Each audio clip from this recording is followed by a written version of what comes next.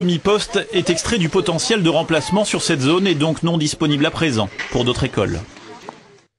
Les séries télé ont donné d'eux une image très prestigieuse, on les appelle les experts, ils sont capables avec un bout de cheveux de trouver un tueur en série. La réalité est évidemment beaucoup plus nuancée pour les policiers de la police scientifique dont le siège national est à Écully en banlieue lyonnaise. Aujourd'hui, et pour la première fois, ces policiers pas comme les autres ont décidé de se mettre en grève. Bonjour Sandrine Lepère. Bonjour. Vous êtes ingénieur chimiste, vous faites partie du syndicat national des personnels de police scientifique, dont vous êtes d'ailleurs une des responsables. Vous n'êtes pas vraiment policière en réalité, vous êtes fonctionnaire de police, il y a une nuance. Hein. Oui, tout à fait, c'est-à-dire que nous appartenons à trois corps bien distincts. Ce sont les agents spécialisés de police technique et scientifique, les techniciens de police technique scientifique et les ingénieurs de PTS.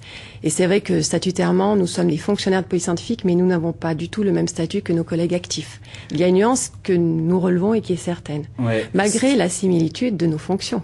Alors, ce que vous dites, c'est que vous êtes, je le disais, un peu considéré comme des super flics, mais en réalité, pour votre administration, vous seriez plutôt des sous-flics. Quelque part, nous en tout cas, on a tendance à le penser un petit peu. On est des scientifiques avant tout, et je veux dire, nos métiers sont différents de ceux de nos collègues actifs. Par contre, nos missions sont souvent très très proches des leurs. C'est-à-dire qu'on a toute une tranche de nos personnels qui travaillent dans les services de terrain, dans ce qu'on appelle les sections locales de police technique et scientifique, et les services d'identité judiciaire.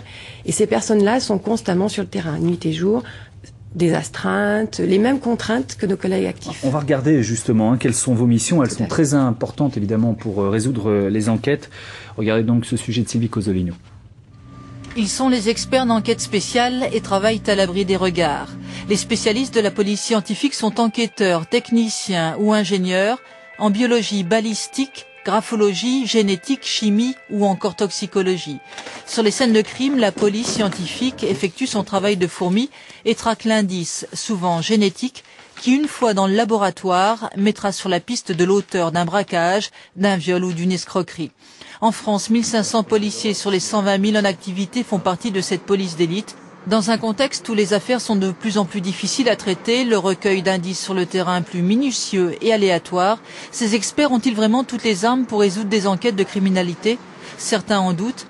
La police scientifique sera pour la première fois en grève, en 25 ans d'existence. Vous dites une grève en 3D, déçus, démotivés, déprimés, la police scientifique. Par ce mouvement-là, on veut vraiment faire part à notre administration du ras-le-bol que l'on ressent. Donc on le ressent essentiellement par rapport à nos collègues qui sont en mission sur le terrain. Ils en ont marre de devoir assumer des astreintes d'une semaine sur 2 ou une semaine sur 3 du fait d'un gros souci de sous-effectif.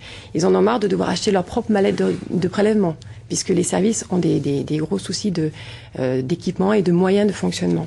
Ils en ont marre aussi d'attendre une éventuelle voiture de la BAC pour pouvoir se déplacer sur une scène d'infraction. Et surtout, on ne prend pas en compte la pénibilité de leur travail. Et je pense que c'est un ras-le-bol qui s'exprime largement au niveau du sol français. Et c'est pour ça que d'un point de vue syndical, nous nous sommes fait porte-parole de cet état d'esprit. D'autant plus que nous sommes aussi un syndicat qui couvre toute la filière scientifique de la police nationale. Autant de nos collègues de terrain, dans les services d'identité judiciaire, que nos collègues qui sont en laboratoire, dans lequel je travaille, entre autres celui d'Écully. Et ces laboratoires qui font partie de l'Institut national de la police scientifique, eux-mêmes, souffrent d'un problème de moyens de fonctionnement et d'équipement. En 2 secondes, comment la grève est suivie aujourd'hui? Vous avez fait un pointage déjà? On a fait déjà un pointage, donc une très très large majorité de nos adhérents nous suivent. Dans chacune des grandes villes de France où se trouvent des laboratoires de police scientifique, il y a des manifestants, une bonne cinquantaine dans chaque ville, sachant qu'on n'est que 1500 personnels scientifiques sur toute la France.